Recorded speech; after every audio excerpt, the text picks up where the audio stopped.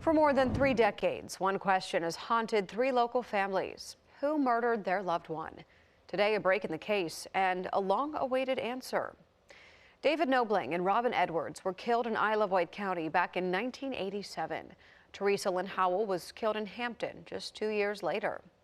Today, state police and other law enforcement agencies identified the suspect as Alan Wilmer Sr. But one catch in the case, he died back in December of 2017. Investigators say both cases were solved through DNA technology. The 2 victims killed in Isle of Wight County died during a series of double murders known as the Colonial Parkway murders. The big question tonight, who is Alan Wilmer Sr. and why did someone with no felonies on his criminal record kill these 3 people? Our Lauren Moss visited his hometown today to hear from those who knew him. It was a complete shock for people who knew and loved Alan Wilmer. A neighbor told me you just don't know who you're living beside. A major break in a cold case homicide. Police identified a Northern Neck man, Alan Wilmer Sr. Authorities say he killed 3 people nearly 3 decades ago. It was DNA that ultimately linked him to the brutal murders.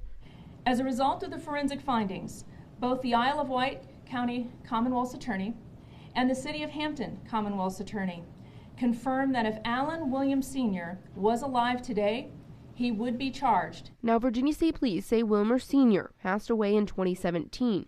This is the house neighbors say he lived in Lancaster, Virginia. Alan was a very peaceful person, as far as I could see. Neighbor Tommy Hemmons even remembers his dogs. He did a lot of hunting. He had an affection for dogs. He always had really pretty dogs. And how he helped out the neighbors. He was cutting trees for almost everybody in this Cove Colony area. Hemmons recalls seeing something odd days ago. I saw the police cars out here a couple of days ago, and they were lined up all the way around. He says it caught his attention because it's such a quiet area.